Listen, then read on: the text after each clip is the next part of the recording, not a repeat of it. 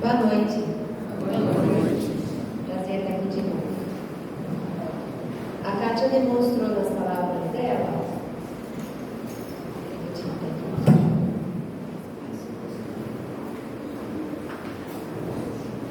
uma preocupação da casa com o conteúdo doutrinário.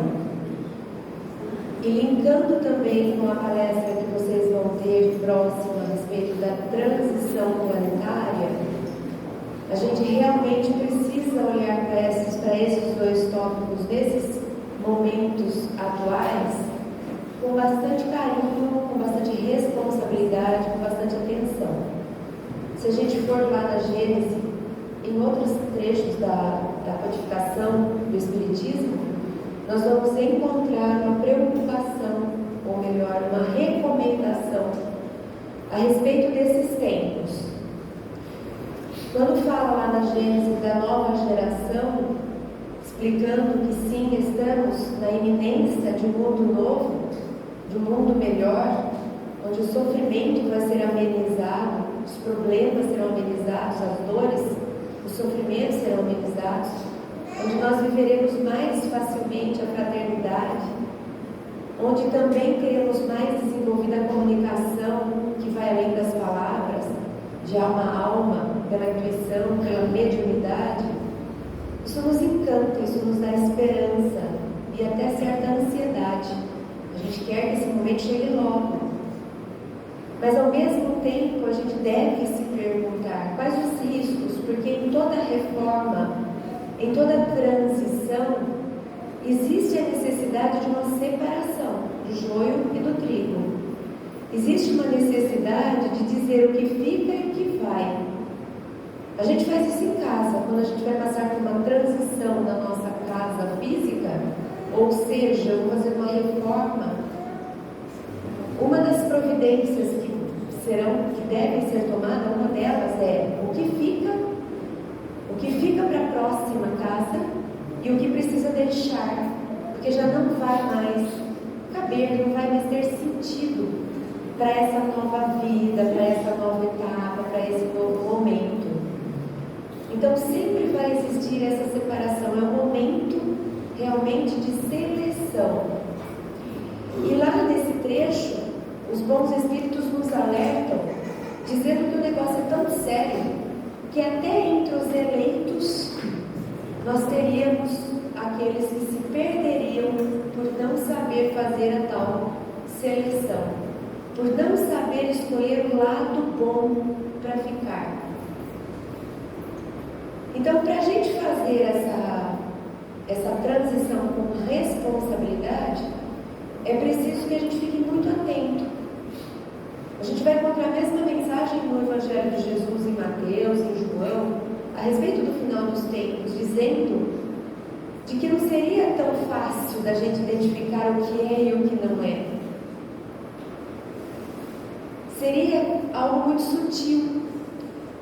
Tem que ser assim para fazer sentido, porque se Deus vier com holofotes e setas sinalizadoras, quem quiser ser feliz vá para lá, é óbvio que todo mundo vai para lá, ninguém vai querer ir para lá.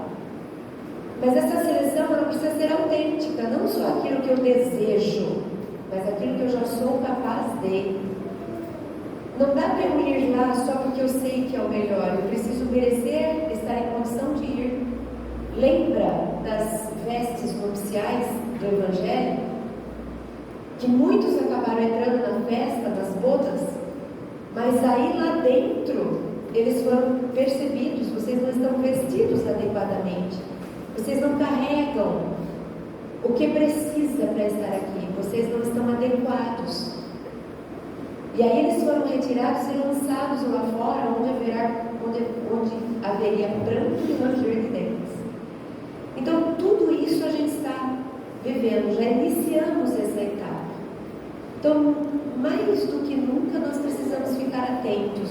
Não está fácil da gente identificar o que é do que não é. Nós estamos vivendo um momento de narrativas. E nós estamos muito inteligentes, criativos, com ótima tecnologia. A gente inventa histórias que colam. A gente recebe uns vídeos que você fala, nossa, uau, só dá para acreditar nisso. E a gente não é capaz de perceber o que tem por trás, o que tinha antes, qual era a intenção, se aquilo existe ou não existe, se foi algo criado. Então precisamos sim de muita atenção nesses momentos, porque até entre os escolhidos haverão aqueles que se transviarão. Ao invés de fazer a transição, vai se desviar do caminho. E eu fiz esse gancho a partir daquilo que vocês estão se preparando para fazer nos próximos encontros, porque também tem relação com isso. Essa reflexão eu fiz para mim e depois transformei ela numa reflexão para trazer para outras pessoas. E essa reflexão eu fiz porque eu comecei a ficar com dúvida a respeito desse outro tema que nós hoje vamos relacionar com o Espiritismo, a tal história da autoajuda. E eu me lembro da primeira vez que eu ouvi esse termo, há muitas décadas, mas o pior que é, talvez não sejam muitas, mas algumas décadas. E quando isso apareceu com maior evidência, em que a gente ia nas livrarias, sabia que existia livraria, né? Vocês são dessa época, que nós estamos fechando tudo. Mas teve uma época que a gente ia, né, na Livraria Cultura, era que delícia ficar lá dentro, sentávamos, enfim. E tinha uma parte de autoajuda, eu me encantava com aqueles livros, que eram pensadores, filósofos, muitos orientais, que traziam aquela cultura que é do dentro, que é de crescimento interno. Então eu adorava, eu devorava aquele. E de um tempo, depois acabou meio que passando, pelo menos eu não prestei mais atenção naquilo, a vida acabou por outras coisas. E de um tempo para cá, isso parece que começou a voltar. Ou talvez eu encontrei pelo meu caminho, talvez seja algo particular. Mas esse termo volta com um sentido agora pejorativo, como se a gente estivesse condenando. E eu não dei muita atenção para isso, eu não dei muita atenção para isso, mas chegou uma hora que eu falei, preciso entender agora o que é, não é, é bom, não é bom, será que um dia eu me enganei, será que está certo e tal. E aí fiz a minha própria pesquisa, fui atrás das leituras, enfim. E aí essa reflexão é mais ou menos onde eu cheguei, com um passeio breve, não é nada muito profundo, mas eu gostaria de compartilhar. Por quê? Porque a gente vai ouvir isso, principalmente nesse final dos tempos. E eu acho que é interessante a gente ter a nossa própria opinião. É interessante a gente pensar a respeito, para a gente poder criticar, debater e saber o que tem de bom nisso, se é que tem algo de bom nisso. E por um outro motivo, porque a gente sabe que a doutrina espírita, ela já é completa, ela não precisa de acessório, ela não precisa que a gente agregue nada, ela não precisa nada, ela por si só ela já tem tudo aquilo que a gente precisa, né? No entanto, a nossa ignorância nem sempre consegue compreender a profundidade que tem ali naqueles ensinos. Então não é pecado também a gente trazer outras linhas, outros pontos de vista, outras escolas filosóficas para nos ajudar a entender o que está ali. Porque acho que todo mundo aqui já passou por isso. Nossa, descobriu um negócio super legal lá fora. Daí você vai se aprofundando, um dia não estava, você fala, nossa, mas isso já estava lá no cristianismo, no espiritismo, escrito de outras formas, escrito com outras palavras. Mas o fato é que a gente sempre vai descobrir que tudo aquilo que a gente precisa já está lá. Mas é difícil a gente destrinchar o que está lá por causa da nossa pouco desenvolvimento evolutivo. Então nada impede que a gente passeie sim por outras áreas do conhecimento, fazendo pontes, estabelecendo conversas, para nos ajudar a entender a própria doutrina. A gente vê isso acontecendo quando os espíritos mais evoluídos, um pouco mais adiantados que nós, se utilizam da mediunidade, por exemplo, de Chico Xavier, de Divaldo Franco, de Valdo Teixeira e de tantos outros, para nos detalharem, desmembrarem as obras básicas, os ensinos de Jesus e a codificação que Kardec nos oferece. Eles estão conversando a respeito para nos ajudar a entender. Eles não estão vindo aqui para contar aquilo que não foi dito ainda, porque certamente a gente também ainda não tem tudo. Como um dia Jesus veio atualizar as Sagradas Escrituras, certamente um dia a gente receberá sim uma amplitude de consciência maior do que a que a gente tem hoje. Mas esses benfeitores, esses espíritos nobres que vêm por meio da psicografia e nos trazem o seu conhecimento, eles vêm justamente nos ajudar a entender o que já está lá. Porque a gente não consegue de uma batida de olho. A gente também diz assim, nossa, eu voltei no trecho do Evangelho que parece que eu nunca tinha lido, pelo menos não com esse olhar. Então não existe pecado da gente transitar, da gente fazer ponte, mas precisa ter consciência. O risco está em que de repente a gente não vai percebendo e a gente acaba trocando um pelo outro. E os tempos hoje são tão audaciosos que a gente tem visto publicação. Declaradamente, estamos revisando o Livro dos Espíritos. Ninguém pediu permissão do autor, mas tem pessoas que estão hoje encarnadas e acham que estão na condição de melhorar aquilo que foi escrito lá pelos benfeitores e recebidos pela equipe de Kardec. Então, quando a gente começa a perceber isso, vamos mudar palavras, porque aquelas palavras não estão adequadas, e a gente vende isso como uma coisa normal, básica e boa, sinal de progresso, a gente precisa parar para ter uma opinião sobre isso. Porque então já vamos... Será que não tem também algum pensamento ali que precisa ser revisto? E será que também não tem...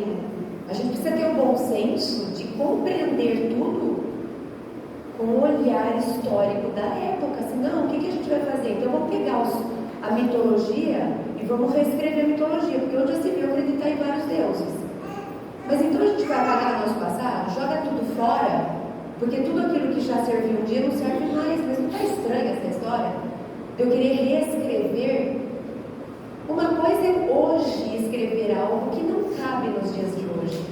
Outra coisa é eu querer que alguém que já morreu mude a sua ideia que fazia sentido para o seu momento histórico. E eles mesmos falaram. Guerra de palavras, os espíritos falaram. O próprio Kardec ficou tentando, mas é isso ou aquilo? Guerra de palavras. Bobagem vocês ficarem presos na letra. A letra mata, o espírito vivifica.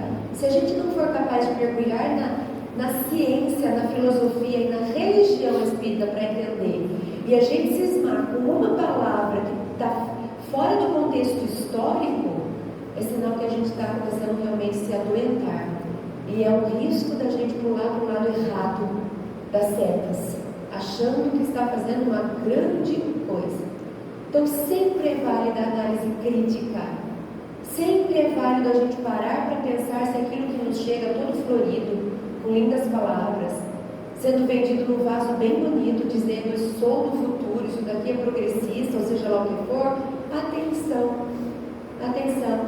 Não porque eu acho que a gente deve seguir a linha A ou B, mas porque a gente deve pelo menos ter escolha e não ser arrastado. É disso que a gente precisa falar.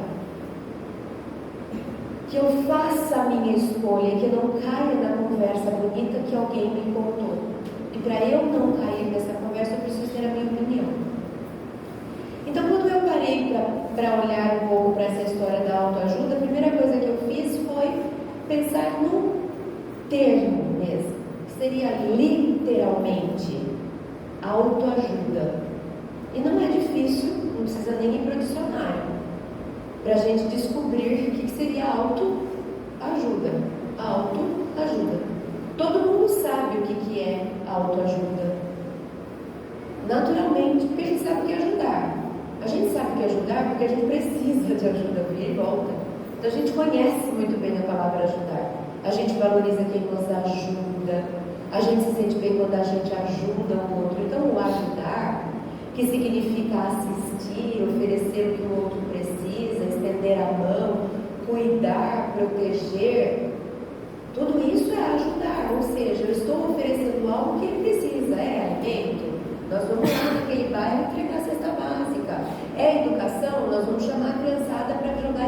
forte e aprender alguma coisa. O que é que precisa? É uma palavra no momento que está vivendo uma dor, a gente faz atendimento fraterno, a gente conversa, bate papo e alivia. Isso é ajudar, é oferecer aquilo que o outro precisa. Agora, quando eu digo autoajuda, é simplesmente inverter a via.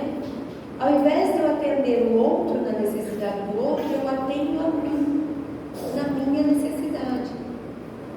Então, se a gente pensar a respeito dessa expressão literal, que mal existe em uma pessoa se ajudar a si mesma. Como que isso pode ser mal condenável? Se o próprio Jesus é quem nos disse que essa é uma das maiores leis, amar a Deus sobre todas as coisas e ao próximo como a si mesmo. Então, se Jesus me permitiu, não só me permitiu, Ele me recomendou e mais, Ele disse, essa é a principal lei. Amar a Deus, amar ao próximo, amar a si. Se Jesus nos diz que é isso que nós devemos fazer, por que eu me ajudar é visto com o nariz torto?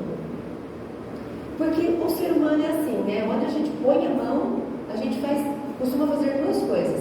De vez em quando a gente faz uma coisa bem legal, onde a gente pôs a mão. Mas na maioria das vezes a gente põe a mão e estraga. Por quê? Porque somos ainda imperfeitos, porque estamos ainda mais próximos da linha de partida do que da de chegada, porque carregamos inúmeros conflitos, e faz parte. Não dá para eu dizer de uma criança de 3 anos que onde já se viu, ela não tem limpado o próprio prato, gente. Ela almoça e não lava a louça. Não dá para eu exigir de uma criança de 3 anos algo que ela não está pronta para dar. Então não dá para exigir do ser humano, no grau de evolução que nós estamos, muito mais do que a gente tem dado. É verdade que a gente tem sido um pouco preguiçosos, um pouco acomodados, mas em linha geral a gente está indo, a gente está caminhando no nosso passo e Deus permite porque Ele nos deu a eternidade. Então, quando a gente fala sobre autoajuda e a gente traz para si esse cuidado, que lindo! Mas aí tem algumas mentes bem brilhantes, né? Bem brilhantes, né? Figuradamente falando, que têm ideias e elas falam assim: bom, o que eu posso aproveitar disso, já que é algo que realmente as pessoas vão querer, porque as pessoas vão ficar melhor, todo mundo vai querer. Como é que eu posso tirar o proveito disso? Então tem muita coisa legal a respeito desse gênero de autoajuda, mas tem também muita pegadinha. Sabe aqueles livros assim, 12 passos para a felicidade, né? Jesus deu 3, ganhou. Não precisa nem de 12, com 3 você resolve o problema. Amar o próximo a Deus, o próximo a si mesmo. Mas esse convite, 12 passos, né? Uma vez eu juro que eu ouvi, aprenda inglês dormindo. É um sonho de consumo. Agora imagina se todo mundo não estaria falando inglês hoje em dia, né? Então, o que se passa aí? Não, mas tem fundamentação teórica, porque o inconsciente está vulnerável, ele acessa. Ok, mas e para você tirar do inconsciente depois? Porque se for para falar inglês do inconsciente, a gente já fala que certamente alguma vida nossa a gente já passou por algum reino da Inglaterra. Então o problema não é ir para o inconsciente, o problema é trazer do inconsciente para a consciência.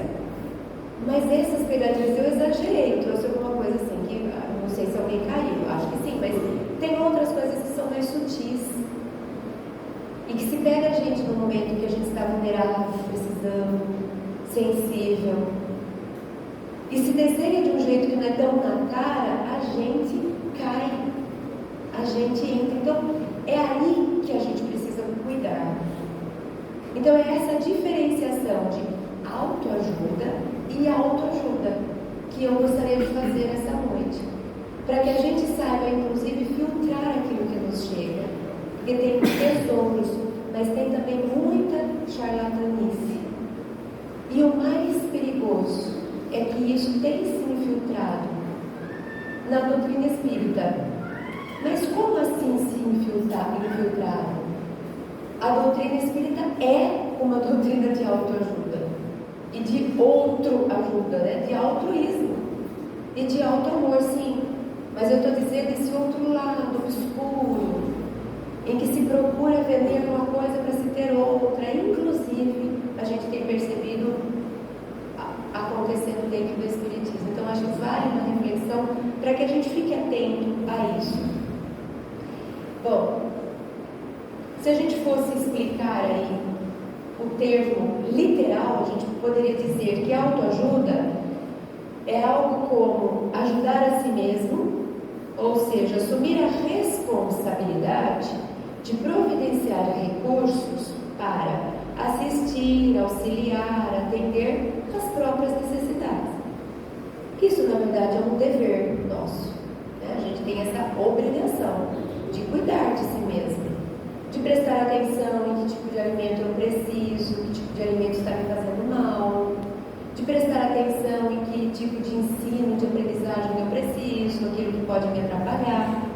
Eu cuidar de mim é meu dever, é isso que a gente veio fazer aqui. Inclusive, né, pergunta 132 do Livro dos Espíritos, finalidade da reencarnação.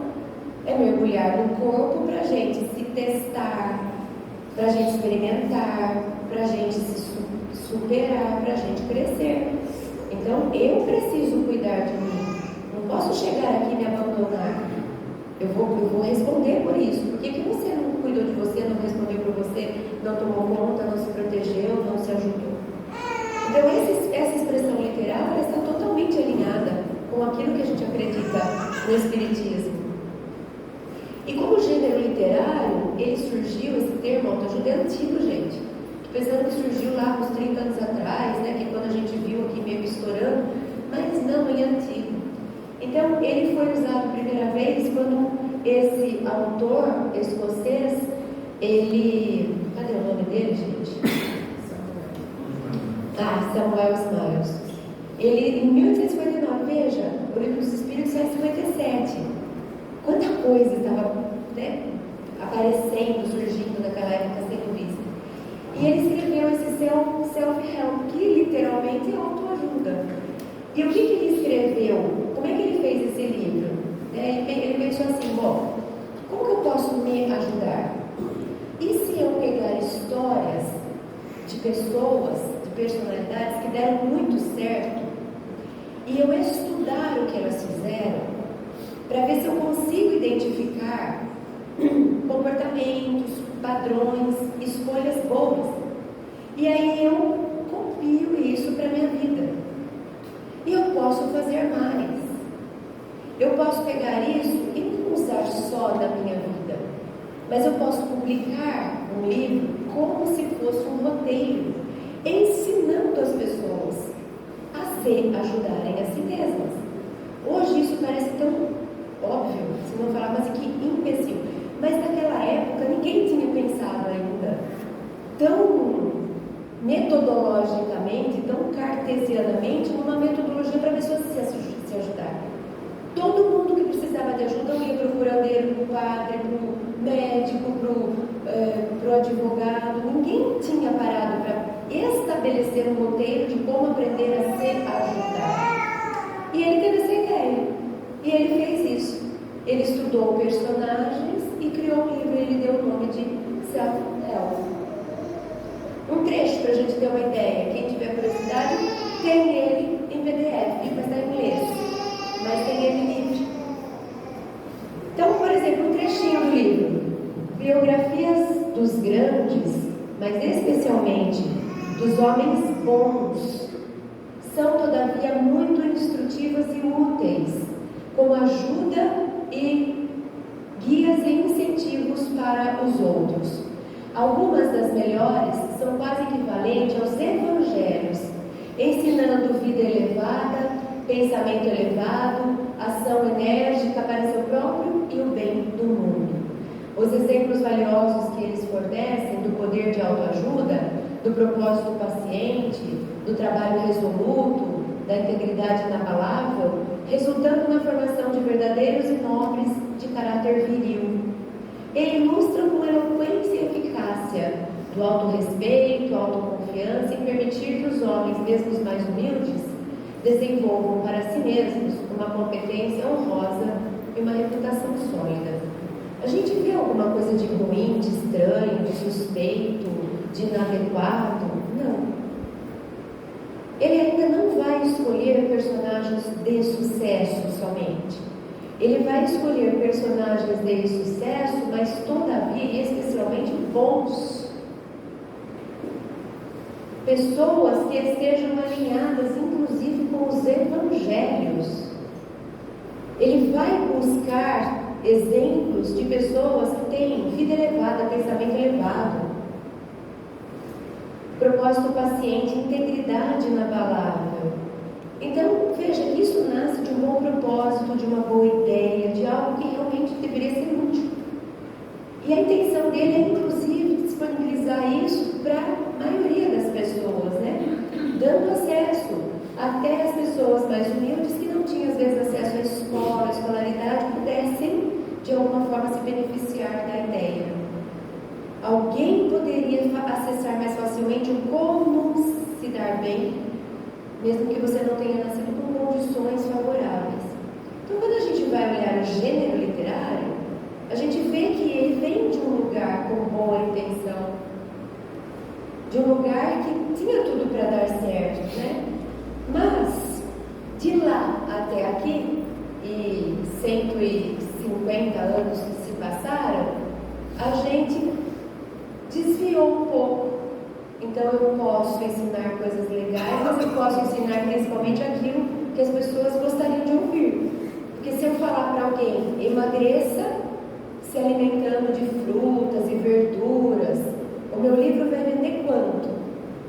Agora, se eu falar, emagreça comendo gordura, picanha, seja lá o que for, ou tomando sorvete, ou comendo brigadeiro e chocolates, talvez se eu lance esse livro, certamente, aliás, eu vou vender mais, porque é o que todo mundo quer.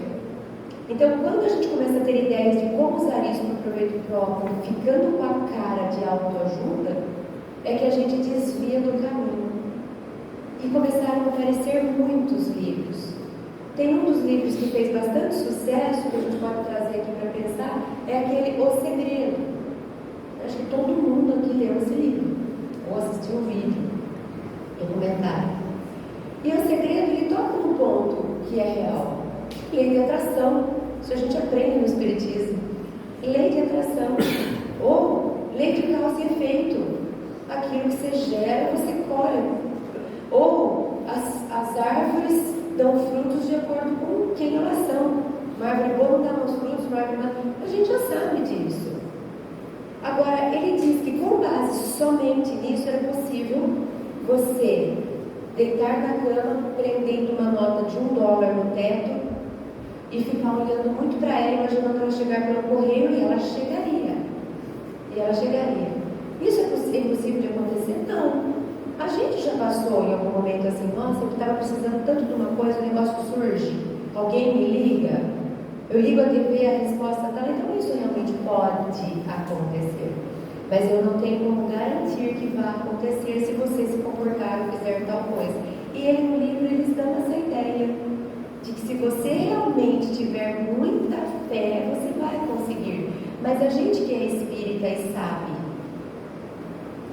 da reencarnação, das vidas passadas, que a gente não começou a vida agora, a gente sabe que a gente tem contas a acertar, que a gente tem planejamento. E se no nosso planejamento não cabe recursos financeiros em abundância, porque nós entendemos que nessa vida isso não seria útil, porque nosso amigo espiritual nos ajudou a fazer um plano para que a gente vivesse bem, mas não de novo perdesse a reencarnação sendo rico, milionário, como a gente fez nas últimas, sei lá eu quantas. A gente não vai ficar rico, porque existe uma lei que regula isso. Não cabe só a minha mente resolver. Eu respondo por mim, mas também pelos outros eus que eu já fui. E eu vou prestar contas não só do que eu faço, mas do que eu andei fazendo por aí nas minhas vidas anteriores. Então ninguém consegue, com a consciência que a gente tem hoje, não lembrando do que fez nas vidas passadas, garantir nada hoje. Ai, será que eu vou conseguir se eu tiver muita fé? Não sei, porque não depende só da fé. Depende também daquilo que é bom, daquilo que cabe, daquilo que eu tenho em vidas passadas.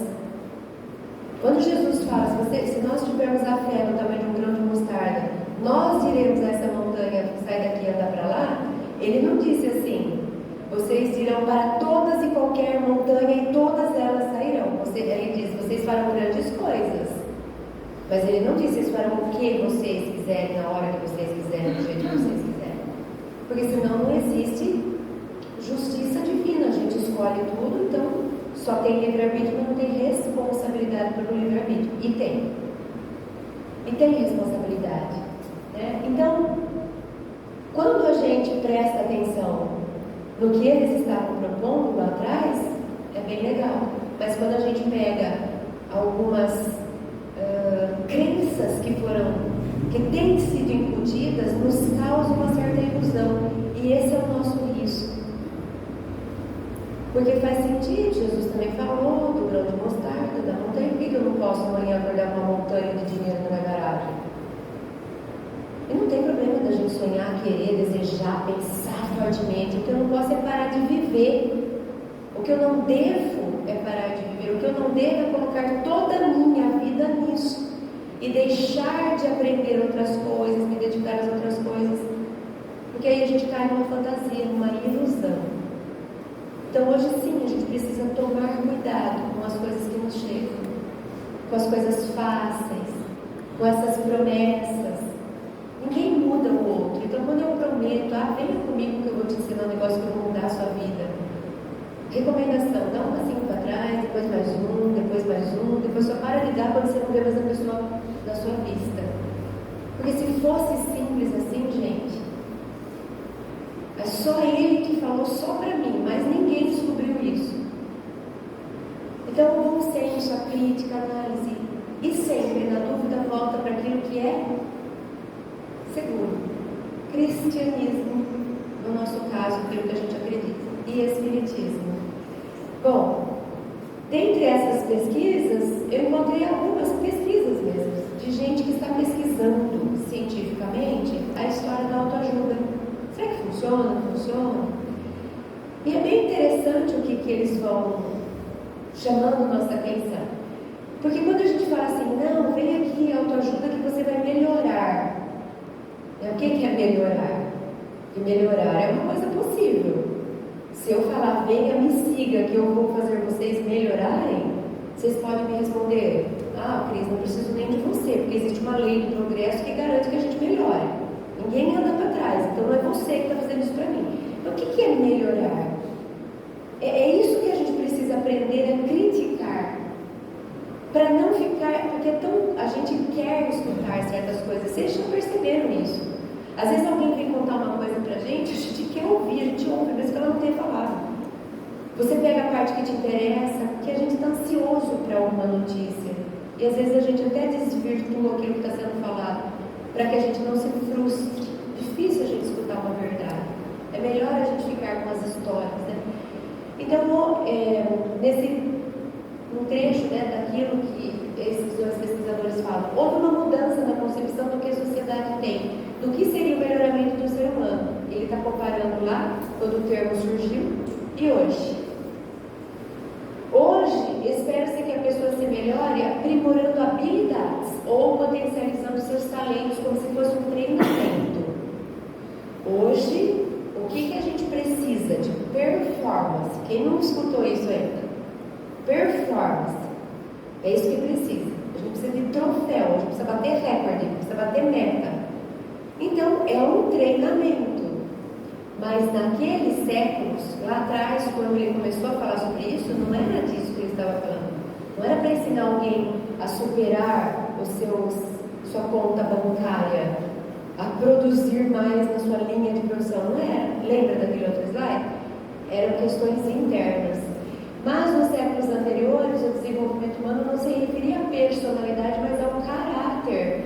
Então, o indivíduo se melhoraria caso fosse capaz de aprimorar sua essência. Hoje buscamos saber mais, vencer mais, superar limites, bater recordes. Antes, o foco era a busca de um ser mais amadurecido e evoluído. Então, não sei se o que mudou foi a autoajuda ou foi o critério de análise que a gente usa para escolher o que melhorar. Então, lá na época de Kardec, a gente tinha um culto ao caráter. A pessoa que se destacava era a mais honesta, a que tinha o nome da família, a reputação, a pessoa tinha que ser o contrato no fio do bigode, aquilo que era valorizado. Se alguém fizesse uma trapaça, acabava a vida dele. Ele ia ser marginalizado, excluído, porque ninguém ia querer conversar com ele, e ele não se sairia bem. Tá, vamos falar agora de 2023. Quem está aí com a história de que se a pessoa honesta, de fio de bigode, a gente ficou craque em quebrar contrato que foi feito legalmente. Hoje a gente consegue. Tem coisa que você fala, eu queria fazer um contrato para garantir isso, não vai conseguir. Não, mas a lei diz, mas se você entrar na justiça, a gente fala, não é possível um negócio desse. Pois é. Porque hoje o que a gente cultua? Não são traços de caráter, são traços de personalidade, de persona. O que hoje é buscado? A pessoa que é conhecida por curtidas, então ela é de aparência, fama, riqueza, poder, status. Mas e o caráter dessa pessoa? Pouco importa. Pouco importa. O que importa é quantos seguidores, quanta conta bancária. É isso que interessa. Interessa aquilo que ela aparenta, porque é isso que eu faço selfie para pôr no Instagram. Alguém já viu fazer selfie de caráter para pôr no Instagram? De honestidade? Não pega. Não pega. Talvez você vai ser excluído até da sua conta, porque você não cabe ali. Então talvez o que tenha mudado seja realmente o nosso interesse. Os nossos valores de grupo. A sociedade naquela época buscava uma coisa bem diferente do que a gente busca hoje. Antigamente, lá naquela época, se uma filha falasse para o pai, por exemplo, eu vou ser artista de teatro, o pai infartava. Porque ninguém queria isso para a filha. A filha tinha que ser aquela que usava luva até o dedão do pé, não podia parecer nada do tornozelo. E hoje? Se a filha chega para o pai e fala, eu vou ter sucesso fazendo dancinha de TikTok, o pai solta o rojão. Porque é esse valor que está predominando hoje. Então a gente mudou aquilo que a gente busca. E é aí que a gente precisa prestar atenção. Porque aquela autoajuda original, ela continua sendo válida. Se a gente pegar um livro de autoajuda que nos convide a mexer na nossa essência, totalmente alinhado com o Espiritismo. Isso quer dizer o quê? Treinar, desenvolver, aprimorar virtudes e não competência técnica. Não é bater recorde, é crescer, é amadurecer, é se tornar mais virtuoso. Então não dá para a gente generalizar e dizer autoajuda não está com nada, autoajuda está com tudo. Não sei de qual autoajuda você está falando. Aquela originária que vai nos ajudar a crescer em espírito, em essência, essa está totalmente alinhada com o nosso espiritismo. Agora, essa autoajuda que vai ensinar a gente a ter mais seguidores, a ganhar mais dinheiro, a ficar mais famoso, a parecer mais bonito na fita, não, essa não é o que a gente propaga, porque a gente não veio aqui para juntar tesouros na terra, a gente veio para juntar tesouros no céu. E aí eles dizem que a gente tem usado de racionalização dos afetos a partir da influência da razão instrumental e dos sistemas formais de conhecimento no contexto de valorização da mensuração das emoções com o intuito de torná-las manipuláveis. O que ele está querendo dizer? Que a gente tem achado que a gente vai conseguir mexer na emoção usando a razão. Se fosse assim também, ninguém mais se perderia emocionalmente. Ninguém mais falarem assim, nossa, não sei o que deu em mim, quando eu vi eu já estava falando aquele monte de coisa, depois eu me arrependi. Da onde vem isso? Pois é, as emoções são autônomas. Ninguém vai conseguir se educar emocionalmente por meio do raciocínio. O raciocínio é o que abre uma porta de conversa. Mas para eu me amadurecer em termos emocionais e psicológicos, é por meio de vivência. É por meio de experiência. Por isso que a gente mergulha na carne, gente. Senão a gente podia ficar no plano espiritual aprendendo em sala de aula. Se eu conseguisse me aprimorar, evoluir só por meio da razão, eu não precisava daqui. Porque o espírito consegue pensar no plano espiritual, a gente tem aula lá. Então, se eu só evoluísse tendo aula, eu não precisava vir para cá.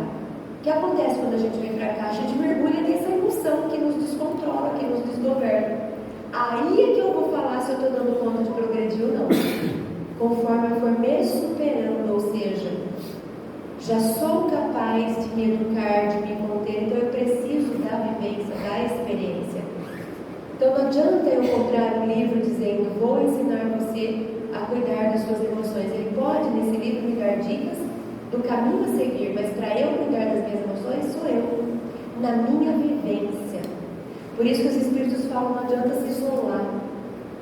É aqui, é no meio, e não tem mágica. Aquilo que eu já tinha adiantado, né? A gente vem para a Terra com esse objetivo de aperfeiçoar.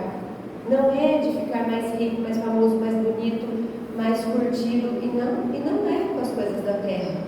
A gente vem para cá com essa, ou para espiar, que é aquilo que eu falei, aquilo que eu tiver no passado não vai ter o segredo que te pode te afastar de mim.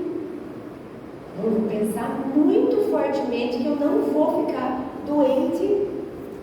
Se tiver uma expiação no meu caminho e for para o meu crescimento, eu vou passar por ela. Senão os santos não passariam e os santos passaram. Então o nosso objetivo é a gente crescer dentro.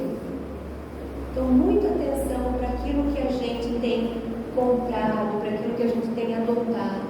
E principalmente dentro das obras secundárias do Espiritismo. Veja se bate, se tem profundidade, se tem essência, se não é uma promessa que está falando muito mais com persona e ego, que são componentes psicológicos do eu atual, do que com o self, que é o espírito.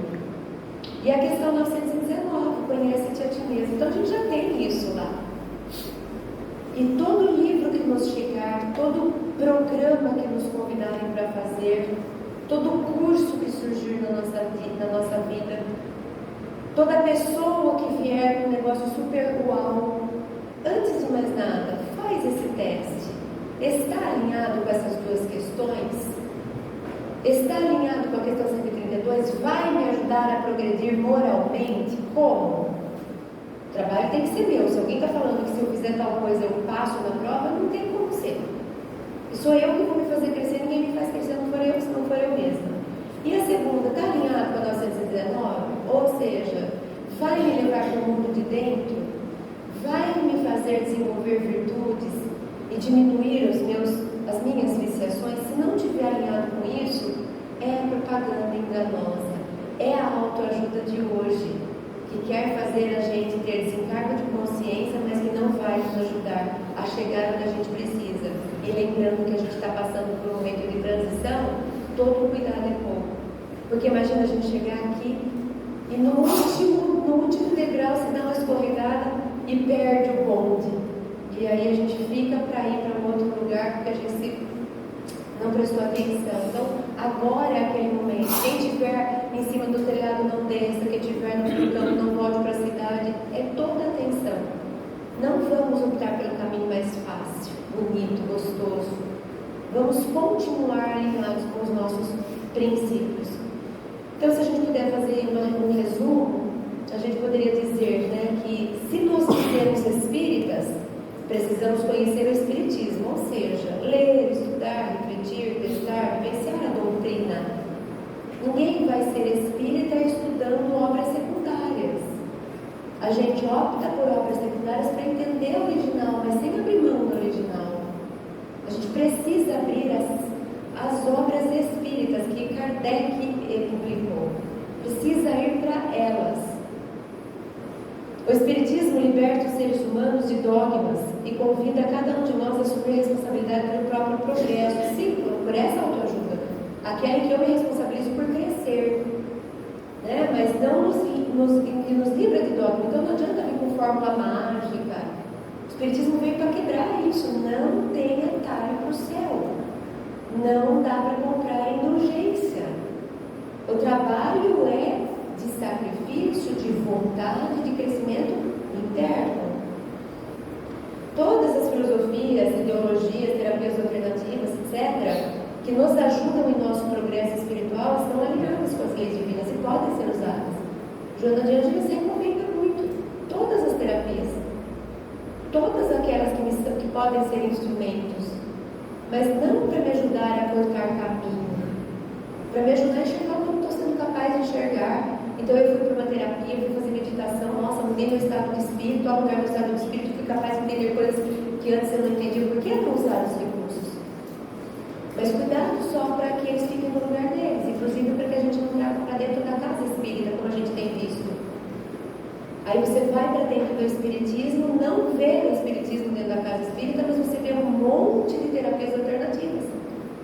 A pessoa chega, é atendida e sai, sem saber o que é Kardec, sem ter ouvido falar de obras básicas, mas ela recebeu o atendimento.